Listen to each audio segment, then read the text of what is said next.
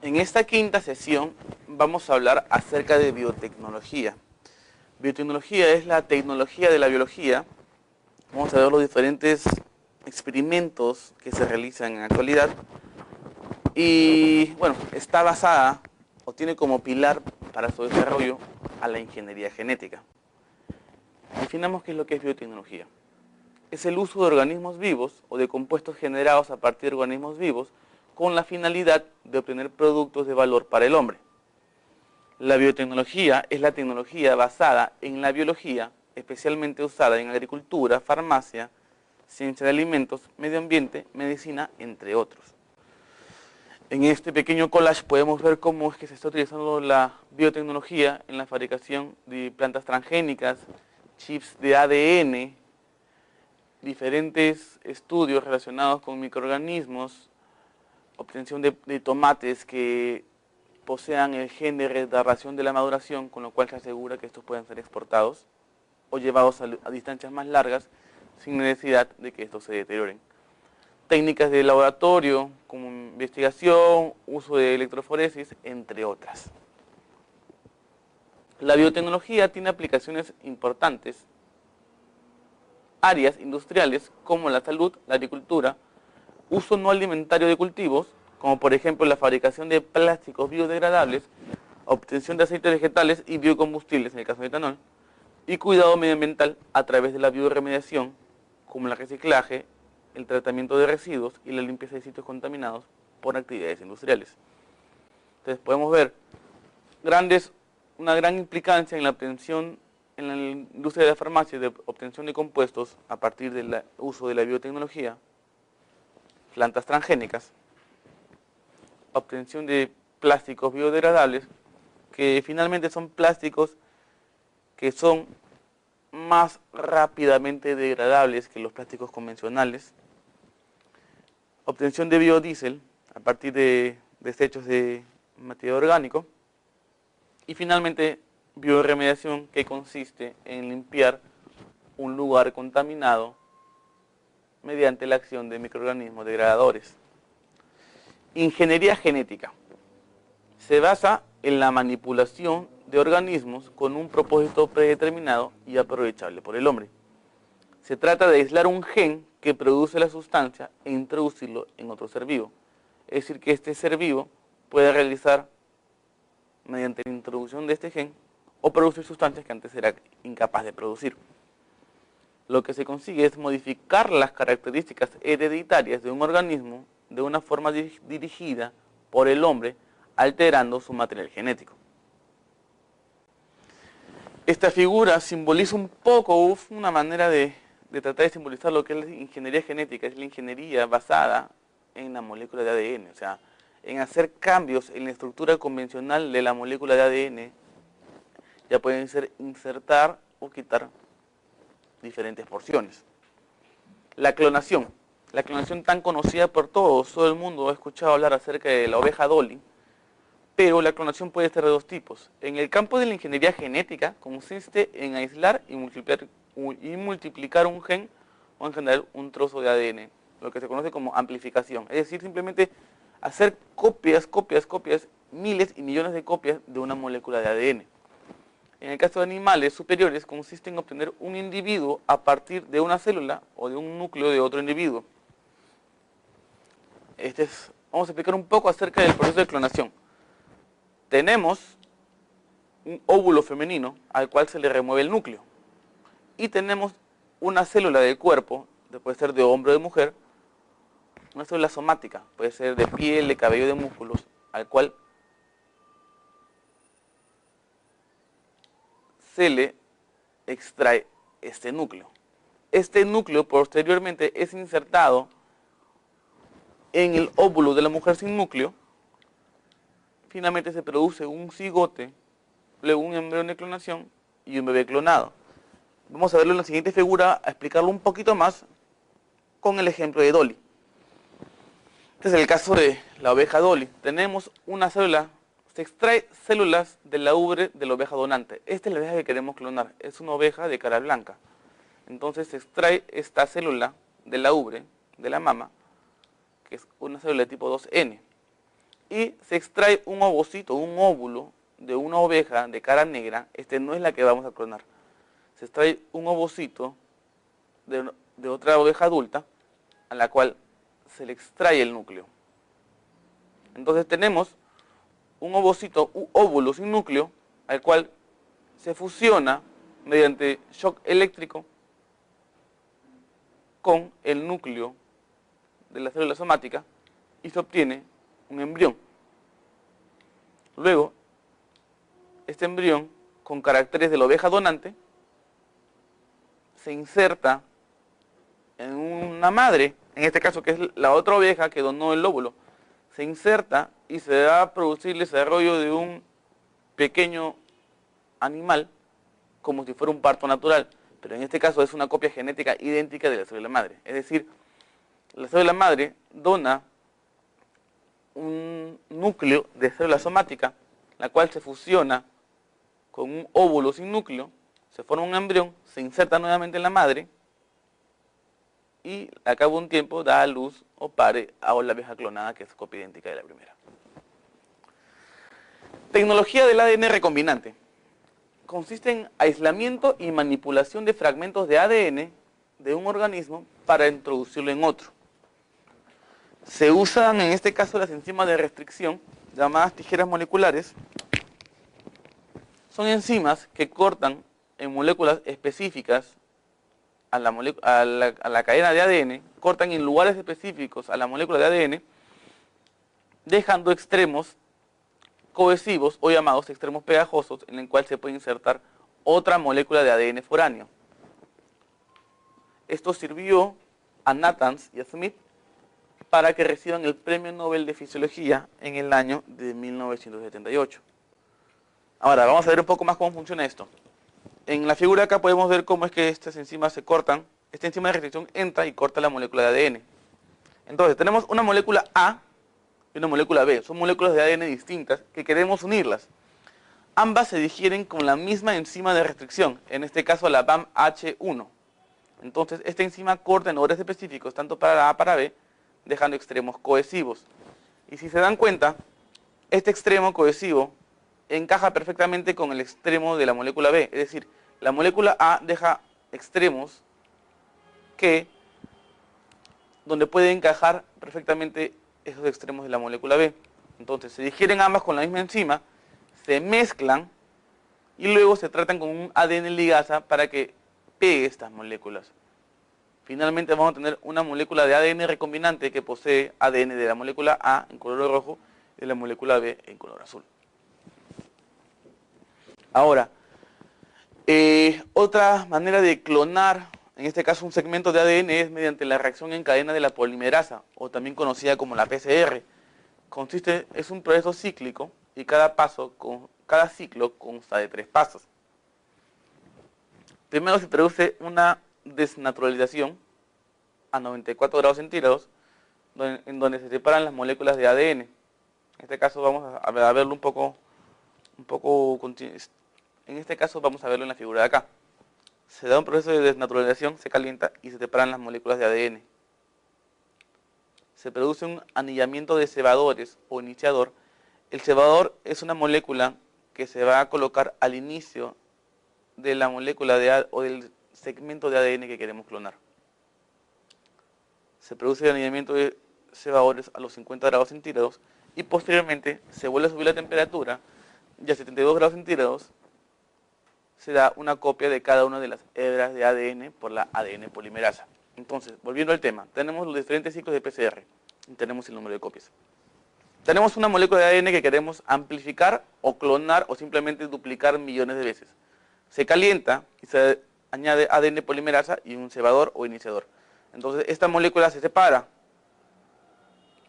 Luego, cada una se replica por su lado y finalmente en el ciclo número 2 obtenemos 2 moléculas de ADN. Se produce otro ciclo, se vuelve a calentar, estas moléculas se vuelven a separar cada una por su lado y vamos a tener finalmente 4 moléculas de ADN, que cada una se va a separar nuevamente y se va a duplicar hasta que luego de 35 ciclos vamos a obtener 68 billones de copias de moléculas de ADN.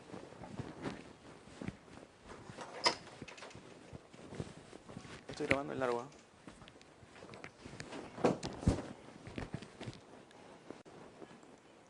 Luego, la electroforesis es una técnica basada en separar fragmentos de ADN previamente digeridos, amplificados y cargados en un gel que puede ser de garosa o policrilamida. Estos se conectan a una fuente eléctrica y finalmente los fragmentos de ADN se van a separar de acuerdo a su peso molecular. En este caso podemos apreciar cómo de acuerdo al número de pares de bases es que las moléculas se van separando. Los fragmentos más pequeños se mueven más rápidamente y se van a separar hacia, o van a ir hacia el fondo del gel. Ahora, ¿cómo es que se produce la inserción de fragmentos de ADN? En los llamados también vectores de clonación, como son los plásmidos. Tenemos el gen que se desea clonar en esta porción. Y tenemos un vector de clonación, en este caso es un plásmido, que posee un gen de resistencia a ampicilina para poder detectarlo posteriormente. Se digieren ambos con la misma enzima de restricción y se generan extremos cohesivos. Luego, se les une mediante una ADN ligasa, como vimos anteriormente, se les une con una ADN ligasa y tenemos una molécula de ADN recombinante. Luego, esta molécula de ADN recombinante es insertada en una bacteria, la cual se lleva a una placa, se cultiva y se amplifica, obteniendo así resultados, obteniéndose finalmente una amplificación de la molécula de ADN con el gen que queríamos clonar en un principio. El proyecto Genoma Humano consistía en determinar todas las secuencias de bases, o determinar, claro, conocer la secuencia de bases de todo el genoma humano. La secuencia de genoma humano es un atajo valioso, pues ayuda a los científicos a encontrar los genes más fácil y rápidamente y sienta las bases para averiguar la función de los genes identificados. Acá vamos a ver una pequeña figura que nos ilustra a manera de parodia cómo es que en un futuro, a partir del conocimiento de ADN, podemos conocer características que antes eran imposibles de determinar. Tenemos una madre que va con su esposo al médico, el médico está analizando su ADN como si fuera una ecografía y le dice, será un niño, será fumador, será vendedor de seguros y probablemente tenga un 75% de probabilidad de sufrir de Alzheimer. En el caso, actualmente se obtienen proteínas por estas técnicas de biotecnología. En el caso de insulina, hormonas de crecimiento, factores de coagulación, pueden obtenerse a partir de inserción de moléculas de genes de un organismo o de una especie a otra. Obtención de vacunas recombinantes. Se extrae el ADN de un virus y se le inserta en un plásmido bacteriano. Se integra y se inserta en una levadura. Esta levadura va a fabricar proteínas víricas con poder inmunológico para esta molécula del virus, que finalmente estas proteínas víricas se insertan en el chimpancé y que generan una resistencia a la enfermedad. Ahora, se habla bastante de la prueba de ADN, acá vamos a explicar un poco más acerca de cómo es que funciona esta prueba de detección de paternidad. Sabemos que el hijo posee los genes heredados por el padre y por la madre. Entonces se realiza una electroforesis y finalmente los genes del hijo deben coincidir la mitad con la de la madre y la mitad con la del padre. En este caso tenemos que la madre es Mary y tenemos dos posibles padres, Bob y Larry. La banda de Mary coincide con la primera banda del hijo. Entonces, las otras tres bandas del hijo deben coincidir exactamente con uno de los padres. Para el caso de Bob, presenta una banda que el hijo no presenta.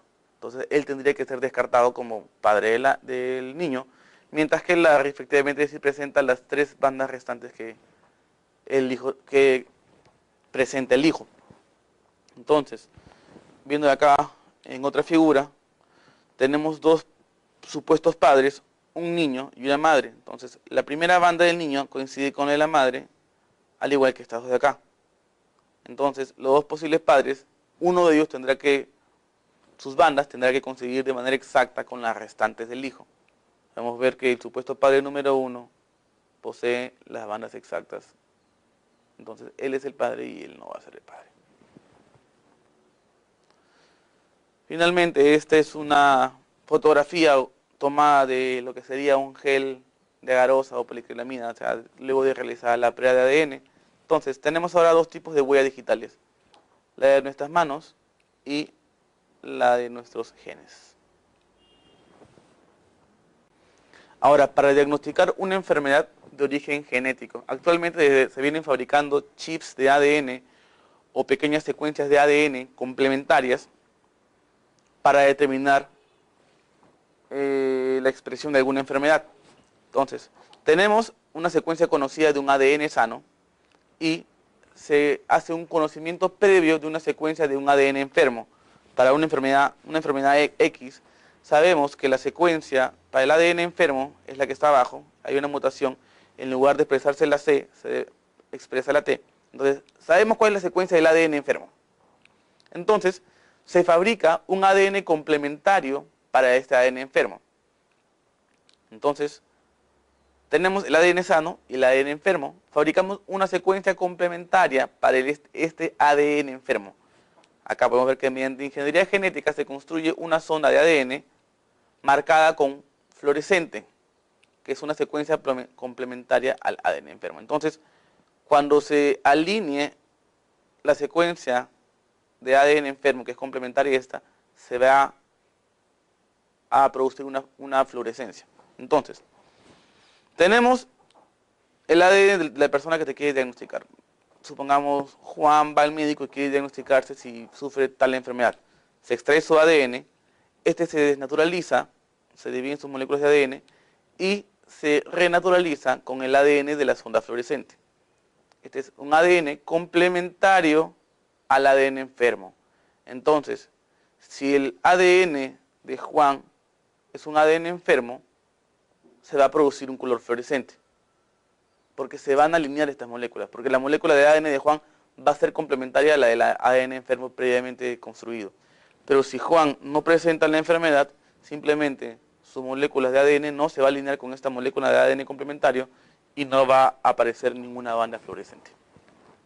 En esta fotografía podemos ver, bueno, esta es una fotografía de diferentes tipos de análisis, de lo que conocemos ahora como los biochips, microarrays o DNA chips, que son estos chips de ADN del cual hemos estado hablando, que ya en el cual existe un conocimiento previo de las secuencias de ADN enfermo para diagnosticar enfermedades de origen genético. Ahora, ¿cómo se obtiene una planta transgénica? En realidad es un proceso bastante sencillo de explicar. Mucha gente a veces hablamos mucho de lo que son transgénicos, pero realmente no tenemos ni la menor idea de qué cosa es un transgénico. En este caso vamos a explicarlo un poco más. Se aísla el gen CRI del Bacillus thuringiensis. En este caso, digamos, un gen de Bacillus thuringiensis que le da resistencia a insectos. Cuando el insecto lo come, este genera que se produzca una hemorragia interna y este insecto muera. Entonces, esta planta no va a ser atacada por este insecto. Se aísla el gen CRI del Bacillus thuringiensis. Se introduce en Agrobacterium tumefaciens, que es un vector, una bacteria que posee un plasmidio TI, el cual inserta la molécula de ADN en las plantas. Esta planta se amplifica, se multiplica y se lleva a un cultivo in vitro y posteriormente se lleva al campo obteniéndose plantas transgénicas con el gen de resistencia a insectos. Ejemplos de transgénicos tenemos la soya transgénica, el arroz transgénico, el golden rice, que tiene mayor contenido de vitaminas. Tenemos en este caso el algodón BT, que es resistente a insectos, al igual que el maíz BT. Y tenemos estas dos fotografías de tomates. Este posee un gen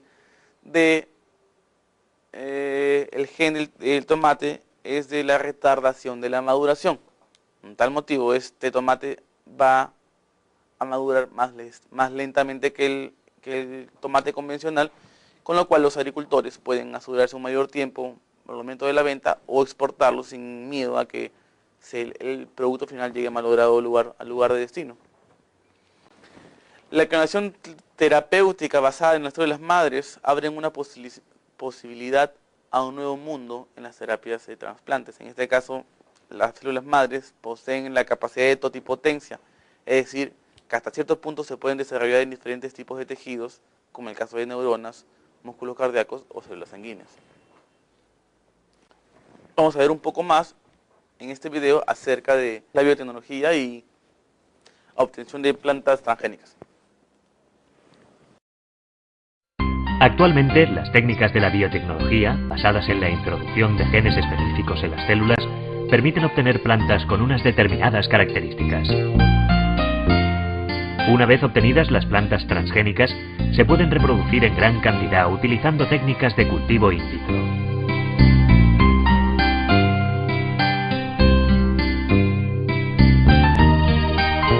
Una manera de evitar el uso indiscriminado de insecticidas es la transformación genética que se aplica actualmente en la planta del arroz.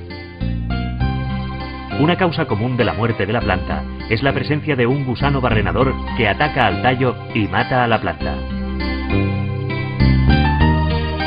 Para que esto no ocurra, se ponen en cultivo in vitro células de arroz. Por otro lado, se aísla de otra planta el gen de resistencia al insecto. El gen insecticida se introduce en la célula de la planta del arroz, que mediante técnicas de cultivo in vitro producirá una planta nueva resistente al insecto. De este modo, cuando el barrenador ataque a la planta del arroz, se activará el gen y producirá la muerte del insecto y así posibilitará que la planta crezca de una manera saludable. Finalmente, la microbiología industrial es el ámbito de la microbiología orientado a la producción de elementos de interés industrial mediante procesos en los cuales interviene en algún paso un microorganismo. Actualmente, la industria de los quesos, obtención de cerveza mediante creación de Saccharomyces cerevisiae, obtención de aminoácidos o vinos, todos son diferentes industrias en las cuales interviene la presencia de organismos, en algunos casos modificados genéticamente por el hombre. Obtención de yogures, de levaduras de manera industrial, obtención de antibióticos, vitaminas, en este caso pueden ser vinagres o ácido cítrico. Ahora, el caso de biocombustibles, combustibles que se obtienen de la biomasa, es decir, de organismos recientemente vivos o de sus desechos metabólicos, como son el caso del bioetanol o el biodiesel. A partir de material de restos de lignocelulosa o celulosa, mediante diferentes procesos podemos obtener biodiesel.